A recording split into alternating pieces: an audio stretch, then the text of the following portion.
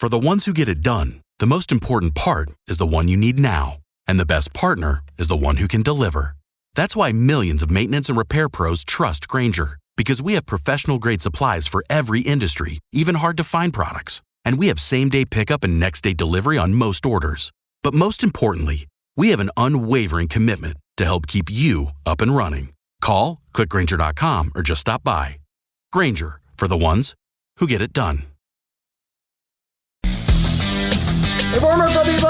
Welcome to lovely Las Vegas for Coast to Coast Seats with myself, Greg Hoops Peterson, now part of the VSiN Family Podcast. We've got an excellent podcast for you. We're going to have a two-part chat with one of our good friends, Brian Rauf. He does such great work over at ECHECKCBB. Taking a look at this great game that we all know and love. We're going to be chatting with him about what we've all seen here in the offseason. Now it feels like things are fortified with a lot of these rosters. Now, we are still getting a few pieces of news and notes in. I don't want to do an entire segment on this, but we did see one notable move over the last 40 or so hours. Ali Khalifa, who used to be a star over at Charlotte, along with BYU, guy that stands like 6'11", is able to pop it from three. Career averages about 8.5 points, 4.5 boards, 3.5 assists. So a nice stat sheet stuffer. He is going to be eligible to play for Louisville this season, so that's big for them. I did this interview before we knew Ali Khalifa was going to be eligible, but still, that's something that I'll talk about on the podcast the next few days. But we're going to chat with him about a little bit of the lay of the land out there in the SEC. We're going to be talking a little bit of Big Ten, few teams in general that he's feeling bullish/bearish on. So we're going to have a great two-part chat today. And if you do ever have a question, comment, segment idea, what have you for this podcast,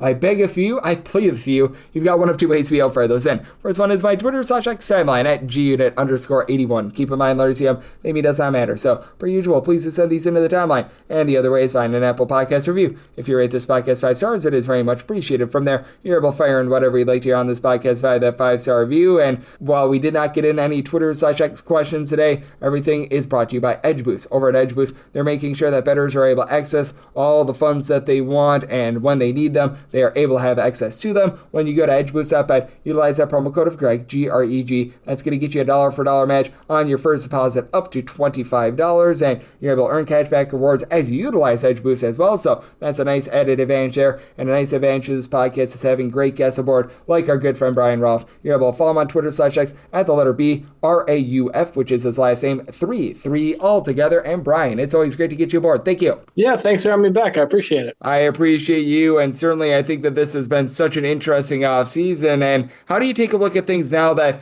for the most part, a lot of these transfer moves are done? We've got a few teams that might have one or two straight moves that they're looking to do, like UW Green Bay, who they're probably not going to be winning a title this year. Sorry, UW Green Bay. They're looking to bring in a few guys, but I feel like now we're starting to be able to decipher what we're all getting, and now we're able to make maybe too early preseason assumptions rather than way too early preseason assumptions. We're at the fun point in time, right, where rosters seem to be set for the most part, and so we can really kind of look ahead and have a much better idea about what next season is going to look like than we did, even a month or two ago. Yep, certainly. And I do think that now we're able to just be able to make some better assumptions, be able to take a look at things in a little bit of a better light. And I think that it is very important right now to be taking a look at a few of these teams, and it feels like they've been able to form some good chemistry, because I think that there are a lot of teams out there that did nice moves in the offseason. They brought in some great guys in the transfer portal, but how much do you take a look at things right now with these teams that they were able to bring back a lot of their roster, they were able to bring back chemistry, and look at them in a little bit of a different regard, because it does feel like those are some of the guys some of the teams and some of the players in general that are going a bit under the radar. The portal in the offseason is the time to focus on the portal, because there's the change and the appeal of something new, right? But a lot of the teams that you're going to see at the top of the polls in the preseason rankings, like Purdue, like Houston, like Florida, to an extent with their front court, are teams that return a large number of guys and a large number of high-impact contributors. And sure, some of them are married with big transfer additions as well, right? Like Purdue landed Oscar Clough. Florida's bringing in the backcourt. They have Boogie Fland, Xavier Lee. They have pieces for the portal that have complemented the rosters, but I also don't think it's a coincidence that those three in particular are teams you see the general consensus, top 3, top 4, top 5, no matter which rankings you're looking at right now, it's not a coincidence that they are heavy on their returners. Yep, I am in total agreement with you, and I do think that it's all about that balance, and I think that it's really interesting to take a look at what we've all gotten this offseason because we all want to take a look at some of the winners, but I want to talk to you about some of the teams that maybe they left a little bit of something to be desired, and I brought this team up on the podcast the last few nights, and I'll say it again. I just don't know what we can expect out of Kansas this year. Peterson, great name, going to be a tremendous recruit for this team. I think that he's going to be able to give them some tremendous talent, but I take a look at some of the guys that they're bringing in via the transfer portal, and it just doesn't seem like the, shall we say, caliber of class that you'd expect from a team like Kansas. Like, I like what they're bringing in terms of some of these mid-major guys, like a Jaden Dawson is rock solid, but I don't know if Jaden Dawson goes from Loyola Chicago, steps up to Kansas, and is able to be as productive and is really able to be a Big 12 level guard, for lack of a better term. 100%. Like, I think Kansas is going to be a pretty solid team. You're going to be whenever you have guys the caliber of Darren Peterson and Flory Badunga. But Kansas is not built on being a good team, right? The Kansas program is built on putting great teams out year after year. And it does feel like Kansas took a bit of a step back just in terms of the hype and the overall talent level. I think Arkansas is kind of in that same group. Honestly, now some of that depends on how you feel about Brazile coming back and the progression of guys like Carter Knox, Billy Richmond. But to lose the guys that they did, some of whom they knew they were going to lose, right? Like Jonas Adu and John L. Davis were seniors, but to lose Flan to the portal, to lose Big Z to the portal, and to do Fierro to the draft, which there was a chance it was going to happen, puts a damper on things. And Calipari is bringing in another solid freshman class, but not one that's overpowering. And the transfers that they brought in are more role player looking guys than true impact, high impact key players. We'll see what happens with Arkansas. Again, the talent is there with some pieces for them to take steps forward and not really be a concern. But we haven't seen a lot of guys progress the last couple of years under Calipari. We've seen guys who come back for sophomore and junior seasons kind of stagnate. So I'm interested with Arkansas this season if that happens, because they didn't restock the cupboard to the same extent you typically see from a Calipari team. Yep, and I'm so glad that you bring them up. And I want to take a look at another team that I just have felt a little bit underwhelmed by. This entire Memphis offseason has felt like it's made no sense whatsoever. The way that they fumbled things with PJ Haggerty, it felt like there were a few other guys that they were in on that they didn't necessarily get. It's pretty much a brand spanking new team from a season ago. And maybe I'm going a little bit too far, but the more I look at things, the more I think that perhaps South Florida knocks them off in the American this year.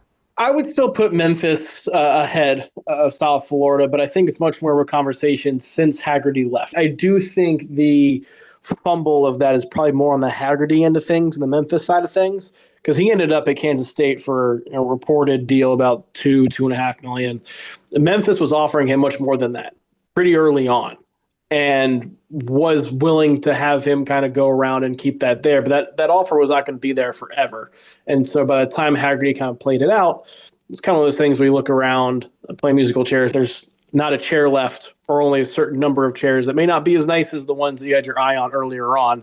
That's kind of what happened. Now, I think it would be better for both sides, both for Haggerty and for Memphis. If Haggerty did find his way back to Memphis, I think we'd be having a different conversation about the Tigers had that been the case. But nonetheless, here we are. I think there's still talent on this Memphis team. Penny Hardaway knows what he's doing to a certain extent. He hasn't had a team really bottom out. His teams haven't achieved the heights that we may have expected them to, but none of his teams have really bottomed out. I think they're still the team to beat in the American, but others like South Florida are certainly much more closer because they haven't replaced Haggerty with a similar kind of name or similar kind of production. Yep, and I think that with this Memphis team, they are going to be one of the more intriguing teams this season because we've been sort of waiting for them to be able to bust out under Penny Hardaway. It felt like they've been at the doorstep, and every single time they find a way to lose in the first or second round of the NCAA tournament and or have a late season collapse. So they're certainly going to be a team that I have my eye on as joining me on the show. We do have Brian Rauf, who does such great work over at Check CBB, joining me on Coast to Coast Hoops. And Brian, it is a really interesting landscape because you mentioned some of the teams that you're feeling a little bit bearish on in terms of Arkansas, but I do take a look at that entire SEC, and while I don't think that 13 teams are going to be making the NCAA tournament, I think that that would be a little bit rough. I just think that once again, this entire conference had a really good offseason, and I look at Florida as being a team that I could see being just once again at the top of that conference because of what they did over the last few weeks, being able to shore up that backcourt, bringing back Ruben Chinyelu, bringing back Alex Condon, and I know that there's a lot of people that are in love with Purdue, and I've got Purdue out of Florida in the preseason personally, but I look at Florida as being a bunch that they could be able to have the goods once again to be able to make another Elite Eight Final Four run. 100%. And it starts with that front court. It was the best front court in the country down the stretch of last season. You're bringing all those guys back. So I think it's fair to assume that you have the best front court in the country, or at least one of the best front courts in the country. It was always going to be a tough task to replace Walter Clayton, Elijah Martin, Will Richard, like that trio, and now with Denzel Aberdeen transferring out to Kentucky too. Replacing that entire backcourt was going to be an uphill task, but they did it about as well as you could, at least when it comes to starting lineup standpoint with Boogie Flan and Xavier Lee. Lee's been a star at Princeton the last 2 years, really productive player. And Boogie Flan, I think, is really interesting because Arkansas season somewhat turned around when he got hurt, which I know was a big talking point for a good part of the season, how impactful Boogie Flan actually was on Arkansas team. But he had such good high school pedigree. And then he comes back in March for the postseason and is incredible. Like, is an unbelievable defender on top of the offensive stuff that he brought. If Florida is able to tap into that Boogie Flan, the one who was so bought in March and the one who opted to return to school instead of going to the draft, I think Florida has themselves a Walter Clayton type star in him. I don't know if he's going to do the same March heroics, obviously, but I think he can be that same impact as a lead guard. If that's the case, then the only question is, how do you replace the three where Elijah Martin played?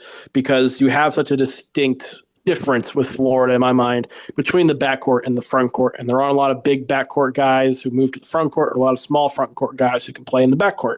And so trying to figure out that mix will be interesting to see. But the Gators have a ton of talent to certainly, maybe not repeat as national champions, but as you mentioned, compete in the SEC and make another long run. Yep, I'm right there with you, and I think that they're going to be one of the more interesting teams in college basketball right now, and they're a team that I don't think is going to be taking too much of a fall off, and when it comes to teams that they might be able to rise up this season, I think that that becomes an interesting conversation as well, because I mentioned it, it's some of these teams, it's all about what you're going to be bringing back, not necessarily what you bring in, but I want to get your thoughts on this team, because this is a team that falls under the category of the more that I look at them, the more that I like them. Washington. I know that our guy Eli Becker probably music to his ears right there, but they are an interesting team that I feel like has really gotten it right here in the offseason, and I want to touch upon this with Brian on the flip side, take a look at them, roping it up to Brian, a few teams that he's feeling bullish/bearish on, and some other things that he's been looking at this offseason. We'll do that next with Brian right here on Coast to Coast Hoops with myself, Greg Peterson, now a part of the Pieces Family Podcast. For the ones who get it done, the most important part is the one you need now. And the best partner is the one who can deliver. That's why millions of maintenance and repair pros trust Grainger, because we have professional-grade supplies for every industry, even hard-to-find products. And we have same-day pickup and next-day delivery on most orders. But most importantly, we have an unwavering commitment to help keep you up and running. Call, click Grainger.com, or just stop by. Grainger, for the ones who get it done.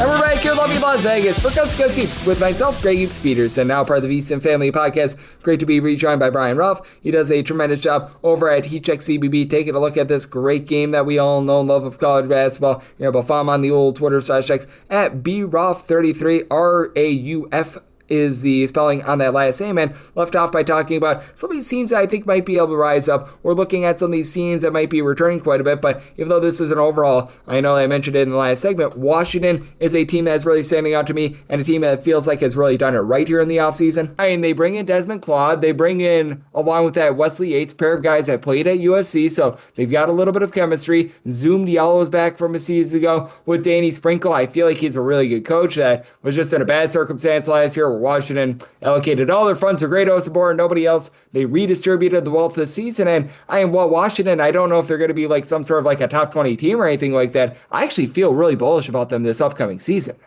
They are going to be fascinating for me this season. Part of it is for all the reasons that you've said. Sprinkle struggled last year, but that's the first time really in his entire coaching career where his team was not much better than expected and playing at a really high level, right? So is that a one-off or is that who Sprinkle is now? The transfers that they brought in, 4 of them, you mentioned the 2 USC transfers, but also Peterson from East Tennessee State and the big guy from Lipscomb, all of them averaged over 14 points per game last season. Like all of them have significant scoring juice, and Washington lacked scoring juice outside of Great Osobor last season. From like everything's rosy perspective, that looks phenomenal. But the flip side of it, I think, could be just as telling, where you have 2 up transfers in Peterson and Ognisevich, I think is how you pronounce his last name, from East Tennessee State and Lipscomb, and there's no guarantee that they produce at the same level playing in the Big Ten that they did. Des Claude and Wesley Yates, numbers look good, played for USC, both productive players on a USC team that was hovering around 500 for a good part of the year, missed the NCAA tournament. Des Claude in particular has now had 2 programs kind of tell him he could be on his way despite some pretty productive numbers. And maybe Sprinkle just isn't cut out for Washington, right? He had the 1 year Utah State, was at Montana State before that. A pretty short track record overall for us to really know if he's quote unquote got it or not.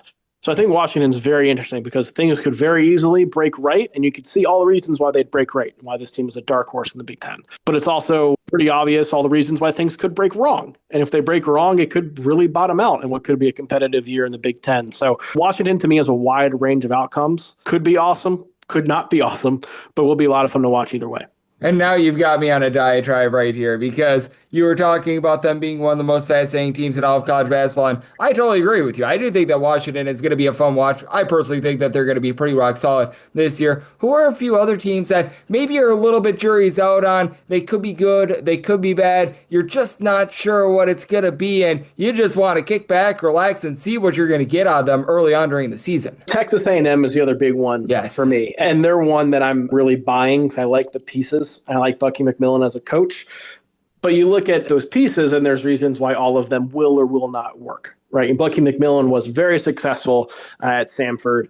Is that system going to translate to the SEC and be as successful in the SEC? We don't know. Kenzie Mbako comes in from Indiana. He's the big name they got, both him and Pop Isaacs. Neither of them have produced the way they wanted to at past schools. Pop Isaacs is now in his 3rd school, and Mbako, coming from Indiana, never really met his full potential there, but both have shown flashes and upside of being real cornerstones for a lineup.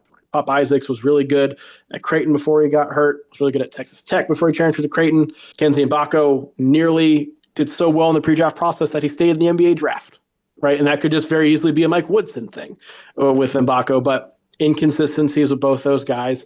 Rylan Griffin's been inconsistent as well, right? He was one of the hottest transfers available last offseason. Then he does nothing at Kansas. Jakari Lane was awesome at North Alabama, but again, taking a step up in competition. That's the one to me where things can very easily break right, and there are all the signs as to why it would break right, and there's all the signs as to why it would break wrong and be a struggle too. So A&M is the other one for me that I'm really looking at.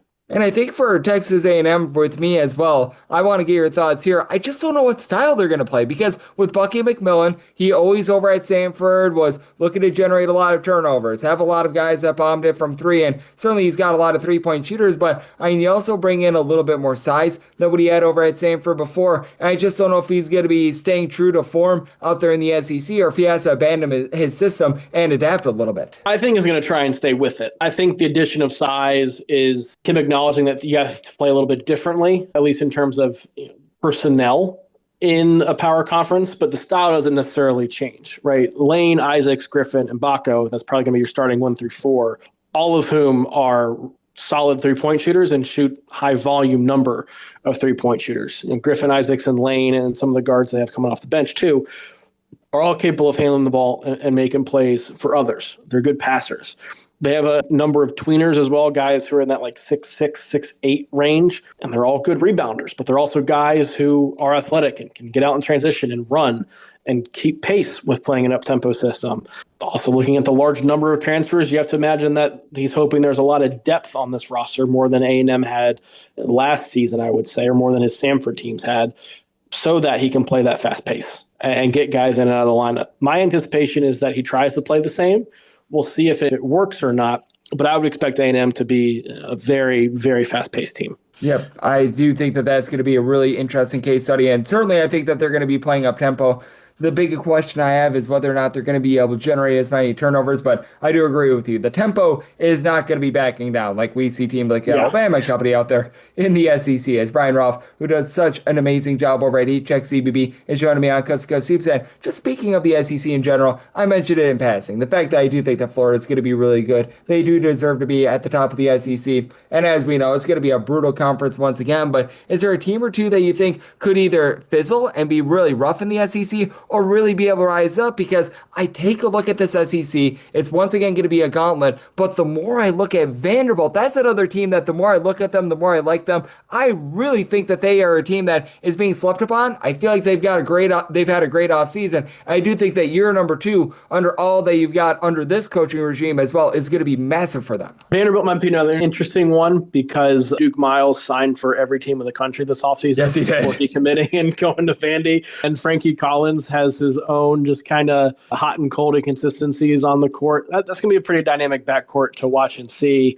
The SEC is an interesting one to me. I think the team that I'm looking at is Mississippi State because I think there are pieces here that can really work. And Josh Hubbard is one of the most electric scorers in the country. You pair him with Jaden Epps, another high-level scorer who did it at Illinois and Georgetown.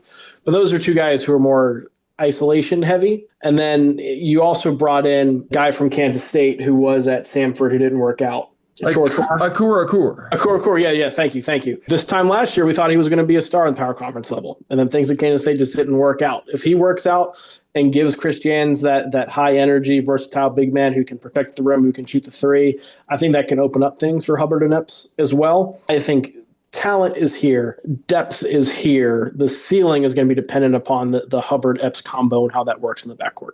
Yep, and no question about it. They needed to improve a little bit, in my opinion, on glass. They were certainly able to do so with all the moves that they made here in the offseason. So I do think that they're a team that is building up a little bit more. And then just want to throw this one out here as well, because Vanderbilt is one of those teams I think is going to be a little bit of a riser. Is there a team that's maybe outside the way too early preseason top 20s, preseason top 25s, that you just believe that they're going to be able to outperform what a lot of people are thinking, and you just feel good about them in general? I feel good about NC State. I think the energy Will Wade has put into that program has done a lot, and the names that he has brought in, the talent level he's brought in, would not surprise me if they drastically overachieve preseason expectations and finish top 3, maybe even top 2 in the ACC. I don't know if they'll quite crack that Duke-Louisville tier, but they might be the best team in the tier below them. But I also think probably one or the other, but it's probably them or UNC.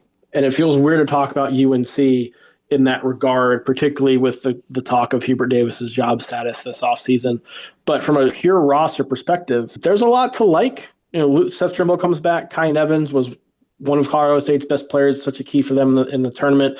They upgraded their front court immensely. Like, if things work for UNC, that's a team that can make the Final Four. But if things don't work, they're going to be looking for a new head coach in the offseason. And I think there's an equal chance it goes both ways. But the upside, I think, for UNC isn't getting talked about enough.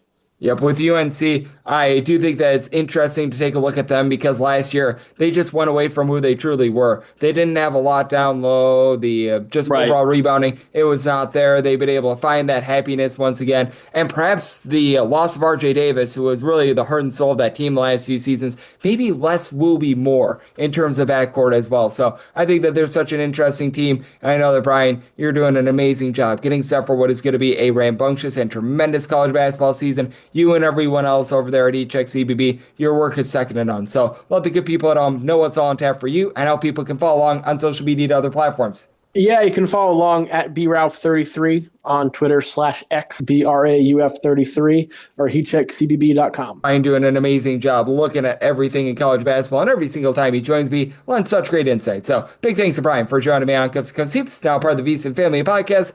And if you are liking what you're hearing from this fine podcast, Coast to Coast Seeps, you're able to subscribe wherever you get your podcasts, Apple Podcasts, Google Play, Spotify, Stitcher, and TuneIn. If you have a question, comment, segment idea, what have you for this podcast, you do have one of two ways to be able to those in. First one is my Twitter/X timeline at gunit_81. Keep in mind, letters EM, they mean does not matter, so as per usual, please do send these into the timeline. The other way is find an Apple Podcast review. If you rate this podcast 5 stars, it is very much appreciated. From there, you're able to fire on whatever you'd like to hear on this podcast via that 5-star review, and I'm indeed with you guys every single day on this podcast, regular season and off season, so I'll be back with you once again tomorrow. Thank you.